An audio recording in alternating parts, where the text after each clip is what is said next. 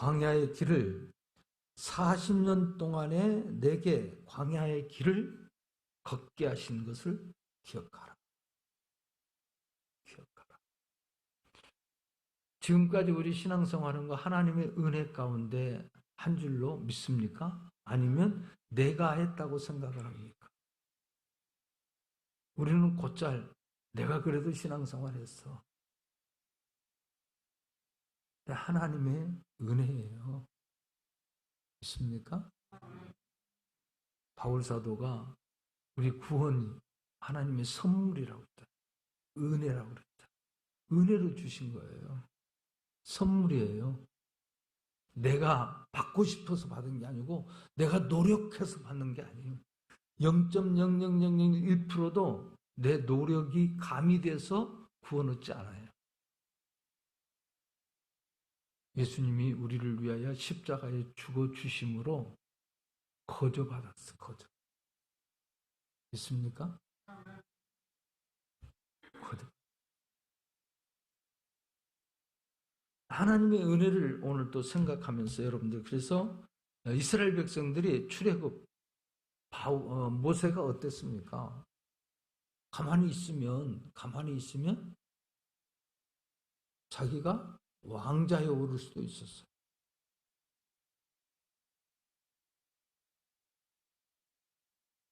학문적으로 얼마나 많이 배웠겠어요. 옛날에도 우리나라 왕자들, 세자들 얼마나 많이 공부합니까? 따로 좋은 선생님들 대단해 놓고. 왜 만약에 모세도 궁궐에서 바로의 공주의 아들로 자랐으니까 최고의 공부를 했을 거예요. 학문적으로 모든 면에서. 40년 동안 그러다가 어느 날 자기가 히브리 민족인 게 알고 있었잖아요. 히브리 민족인 자기 동족을 어렵게 하는 것을 보고 가만히 두지 않고 쳐 죽이죠. 결과적으로는 살인자가 되어져서 그리고 아무렇지 않았는데 자기 동포들끼리 히브리인들끼리 서로 싸움이 벌어지니까 왜 니들이 싸우느냐? 그러니까 애굽 사람 죽였다고 그 사람들이 자기 민족들이 자기들을 도와줬던 모세를 고발하는 거나 마찬가지. 소문나고. 그래서 결과적으로는 모세가 출항당을 치는 게 광야 가서 40년 동안 생활하지 않습니까?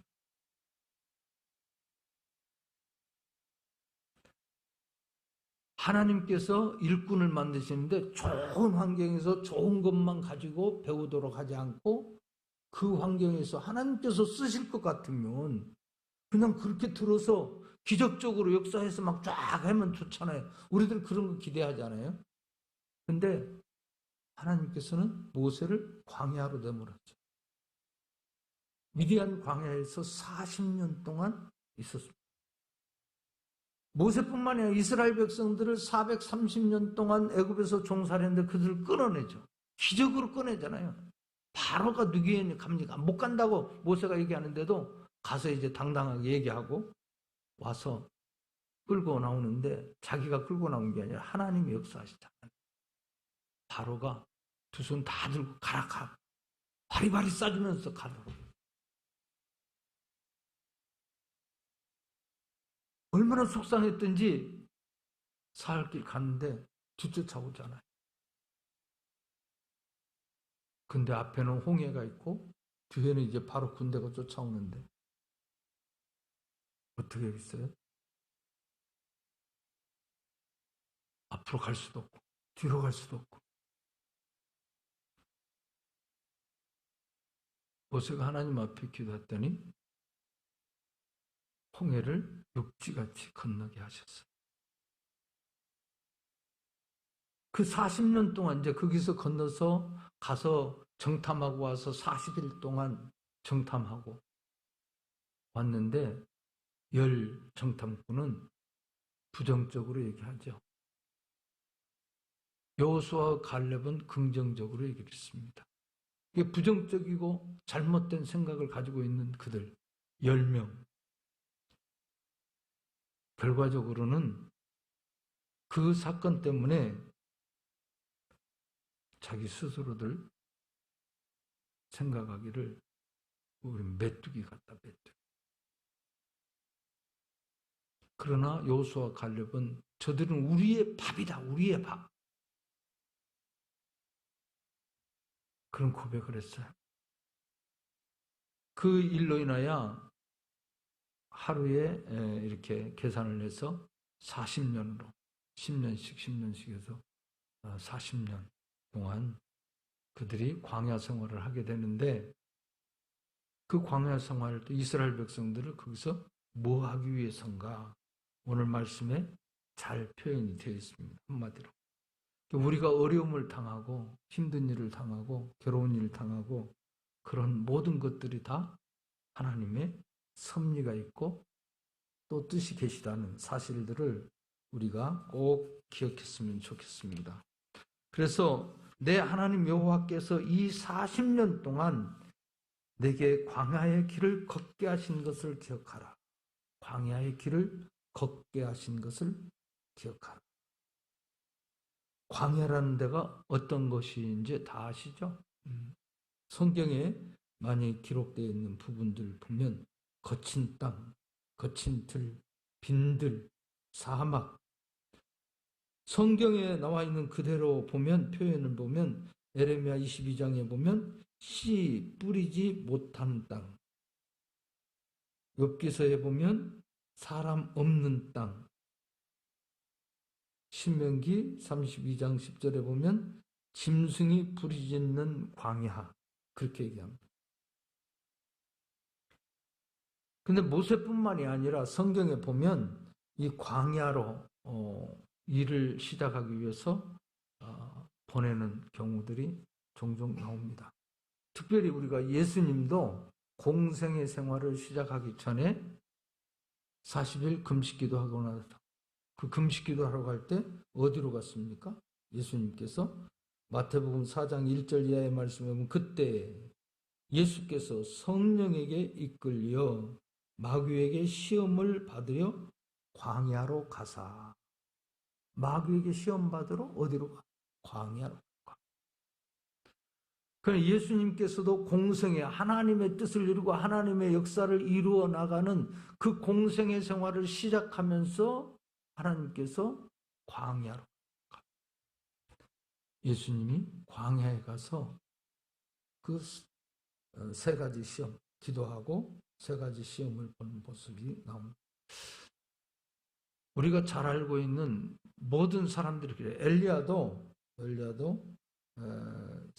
열왕기상 17장에 보면 디셉 사람 엘리야가 아합에게 말하되 내가 섬기는 이스라엘의 하나님 여호와께서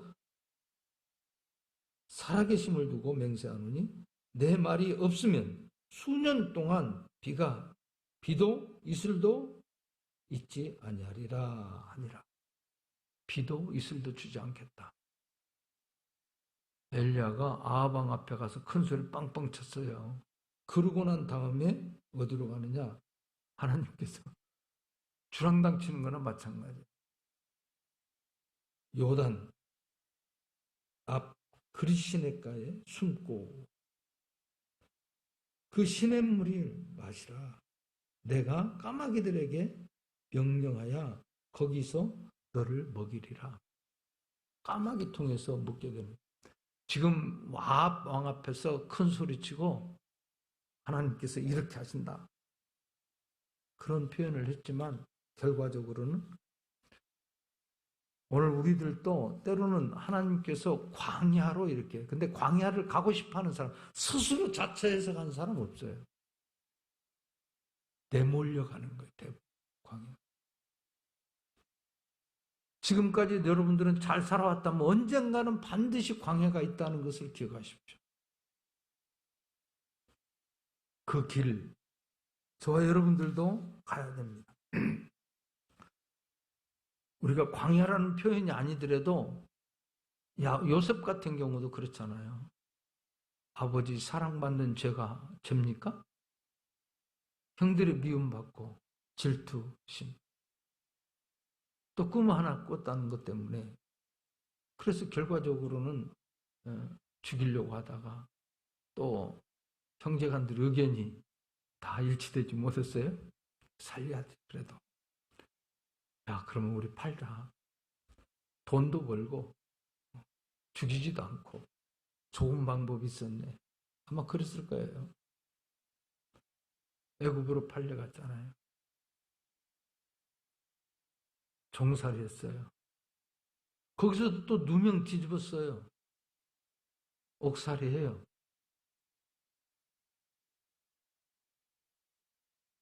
그런 과정이 다 광야와 같은 생활이죠.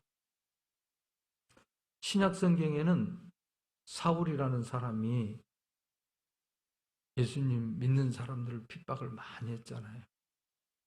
다메섹으로 가다가 예수님 만났어요. 그가 변화됐어요. 그리고 나서 얘기한 내용이 바로 바울은 갈라디아서 1장 15절 이하의 말씀에 보면 이렇게 말했습니다.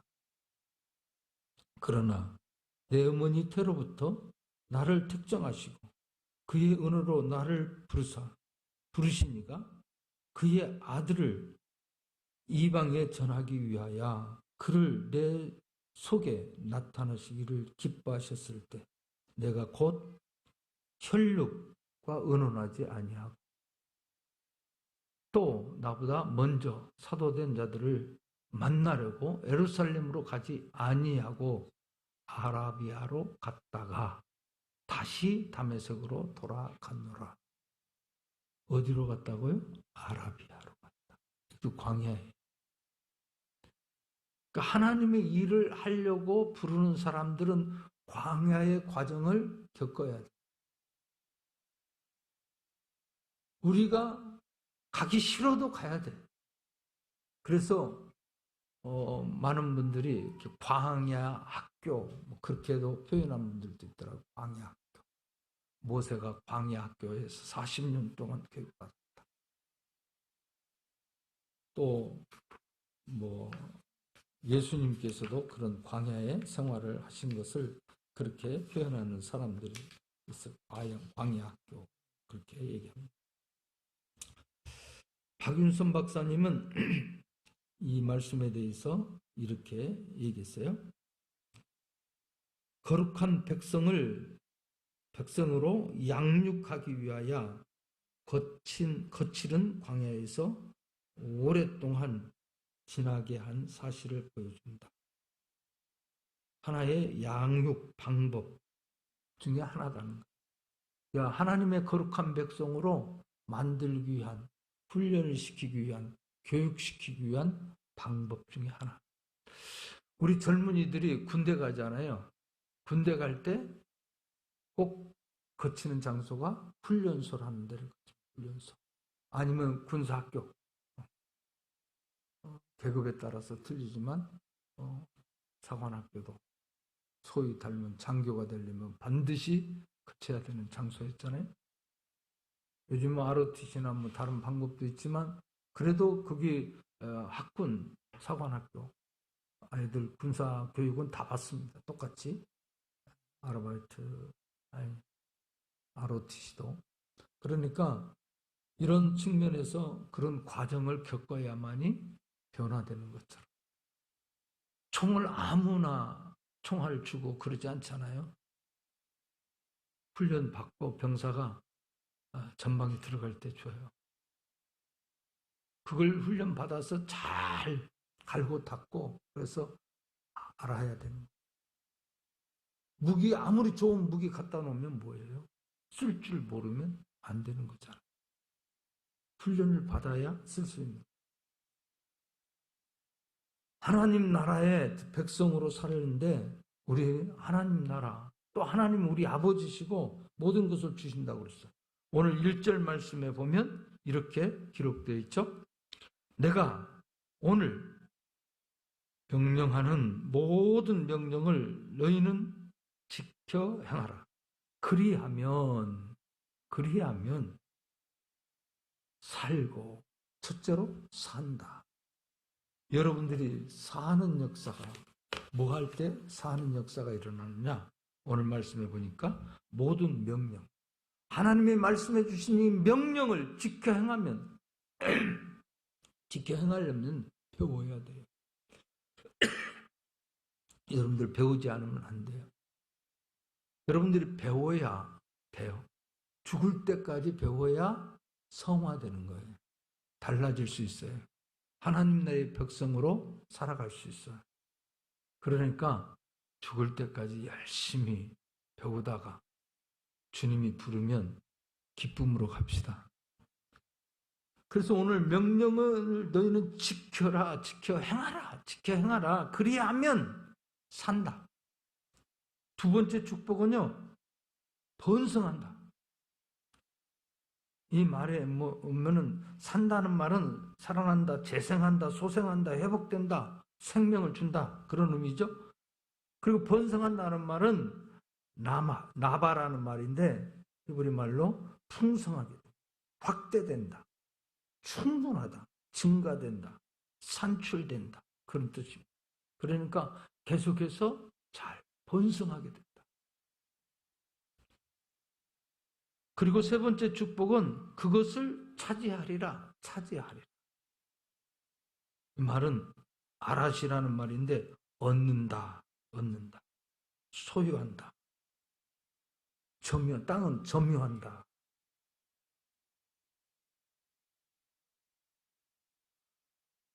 상속받는다. 그런 의미도 같이 될 수 있습니다.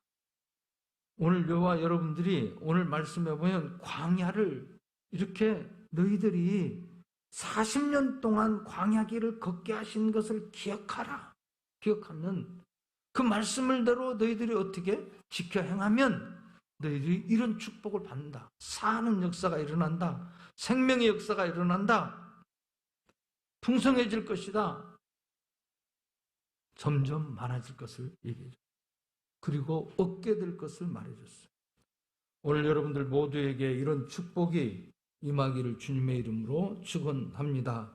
그래서 양육받는 방법, 여러 가지 방법이 있지만 그 중에 오늘 성경 말씀에는 그들이 어려운 자리에서 어떻게 오늘 성경 말씀에 보면 낮추시며 우리를 하나님께서 거기에서 교만하면 안 되기 때문에 거기에 적절한 사람으로 만드는 거예요.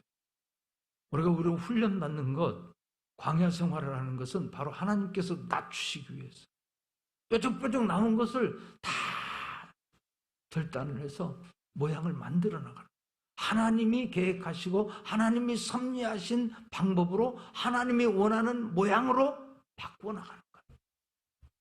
낮춘. 여러분들도 하나님이 낮추실 때 잘 광야 생활을 통해서 이렇게 낮추셨다는 거예요. 두 번째로 너를 시험하사. 시험하셨다. 오늘 우리를 하나님께서는 시험한다. 낯살하는 표현인데 시험한다. 감행한다. 꾀다. 증명한다. 그러니까 뭔가 할 수 있도록 우리를 낮춰서 시험해서 그 마음이 어떠한지 하나님의 나라의 백성 1절 말씀에서 얘기한 것처럼 살게 하고 번성하게 하고 그 땅을 차지하게 하려고 하는데, 그래서 그 마음이 하나님의 말씀을 지킬 수 있는 사람인지 아닌지 오늘 적나라하게 모습을 드러내고, 하나님이 알지 못하는 그런 역경, 환경, 고난, 오늘 우리는 모두 다 저와 여러분들에게 하나님께서 만들어 그런 광야 학교에서 이렇게 만들었다는 거예요. 낮춰야 돼. 거기에 맞춰야 되면 보조를 맞추지 않으니까. 걷는 것도 우리가 단체로 마라톤 같은 것도 하지 않아요. 군대에서는. 또 완전 군장하고 또 뛰기도 해요. 그런데 혼자 아니라 쓰러진 사람이 있으면 끌고 같이 가야 돼. 여러분들이 우리 모두 다 함께 가는 거예요. 초대교회 공동체가 그렇게 하잖아요. 함께.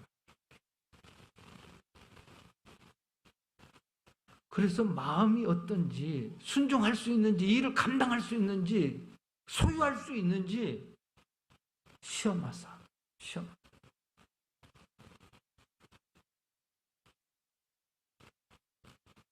어떻게 하느냐? 하나님께서 40년 동안 의식주 문제를 공급하셨죠. 3절 말씀에 보면 이렇게 기록되어 있습니다. 너를 낮추시며 줄이게 하시며, 하나님이 낮추기 위해서, 그렇게 맞추기 위해서, 그걸 소유하게 하도록 하고 살도록 만들기 위해서 하나님께서는 낮추실 뿐만이 아니라 때로는 굶주리게 먹을 것이 없도록만. 그런데 그런 와중에 너도 알지 못하며 너희 조상도 알지 못하던 만나를 내게 먹이신 것은 사람이 떡으로만 사는 것이 아니요 여호와 입에서 나오는 모든 말씀으로 사는 줄 내가 알게 하려 하십니다. 하나님의 말씀이 산다는 말씀. 우리가 준비해 놓은 거 그거 갖고 아니라 너희들도 알지 못하고 너희 조상들도 알지 못했던 만나를 통해서 너희를 살린다. 오늘 저와 여러분들도 이 사실을, 그러니까 하나님께서 기적으로 살리는 거예요. 하나님이 도우셔야 된다는 거예요. 하나님이 역사하여 주셔야 되는 거예요. 하나님이 인도해 주셔야 된다는 말씀을 우리에게 주시고 있습니다. 오늘 사랑하는 귀한 성도 여러분들 모두가 이런 사실을 기억할 수 있기를 주님의 이름으로 축원합니다. 우리 축복은 쭉 나와 있어요. 7절에서 10절 말씀에 나왔는데 간단하게 제가 그 홍정길 목사님 아시죠? 남서울교회, 우리 한국교회에서 존경받는 분 중에 한 분, 우리 교단 어르신이기도 하고요. 또 거기 남서울교회에서 이제 나와서 남서울 은혜교회라고 장애인들 중심으로 해서 이렇게 하시는데, 그분이 여기를 설교하시다가 이런 표현을 했어요. 오늘 말씀에 우리가 구원받고 하나님의 백성으로 살면서 네 가지 축복이, 네 가지 축복. 첫째로 내가 사는 축복이다. 이것은 내가 사는 축복. 우리가 죄와 허물로 말미암아 죽었던 우리를 살려주셨다. 내가 사는 것. 오늘 살고. 두 번째 축복은요, 뭐냐? 오늘 민족이 살고, 이스라엘 백성이 다 살아요. 나만 사는 게 아니라 단체가 사는 거예요. 그 공동체가 사는 거예요. 우리 한별교회가 여러분들 개인도 사는 뿐만이 아니라 함께 더불어 사는, 그것이 진정한 축복이에요. 세 번째 축복은 미래의 삶을 주셨다는 게 큰 축복이다. 미래. 하나님이 약속해 준 가나안 땅. 너희가 얻을 것이다. 소유할 것이다. 미래가 있다. 오늘 저와 여러분들도 이런 미래가 있는 삶이 주신 것을 감사하면서 사는 저와 여러분들이 되시길 바랍니다. 아멘. 아멘. 네 번째로는요, 이 모든 것은 은혜로 주셨다. 은혜 주신 걸 감사합니다. 오늘 축복이 자기가 살고 민족이 살고 미래 살고 그리고 은혜로 산다. 은혜로. 이 네 가지가 축복이에요. 오늘 이 말씀에 대해서 설명하면서 그런 설교 내용을 글을 쓰면서 이렇게 또 표현하면서 쓴 것을 들어본 적이 있어요. 오늘 사랑하는 귀한 성도 여러분들도 그리고 7절에서 10절 말씀에는 아름다운 땅에 이르게 하시리니 그곳은 골짜기든지 산지든지 시내와 분천과 샘이 흐르고 밀과 보리의 소산지요 포도와 무화과 송유나무의 꿀의 소산지라. 오늘 모든 것을 이렇게 축복으로 주십니다. 9절 말씀에 내가 먹을 것이 모자람이 없고 내가 아무 부족함이 없는 땅이에요. 그 땅에 돌은 철이요 산에서 동을 캘 것이라. 내가 먹어서 배불고 내 하나님 여호와께서 옥토를 내게 주셨음 이로 말미암아 그를 찬송하리라. 오늘 저와 여러분들 이런 신앙의 삶이 되어지길 주님의 이름으로 축원합니다. 축원합니다. 축원합니다. 오늘 그런데 40년 동안 기억하라는 거 하나 더 보면 4절 말씀에 이 40년 동안 의복이 헤어지지 아니하였고 내 발이 부르트지 아니하였느니라. 조금만 걸으면 등산 안 하다가 등산을 하거나 오래 걸어보세요. 발이 부르텄습니다. 그런데 하나님께서 기적적으로 어떻게 해주세요? 부르트지도 않고. 하나님 부르트지도 않게 옷 아니 애굽에서 종살하면서 나왔는데 의복이 헤어지지가 않았대요. 조금 입으면 다 떨어져요. 아무리 좋은 것도 그래요. 그런데 헤어지지가 않았대요. 발이 부르트지 않았대요. 너희들이 생각하는 것, 너희 조상들이 생각하는 것, 그것으로 사는 게 아니고 그렇게 해서 되는 게 아니다. 오늘 하나님의 나라 또 하나님의 백성으로 살고 번성하기 위해서는 광야학교 과정을 거쳐야 돼요.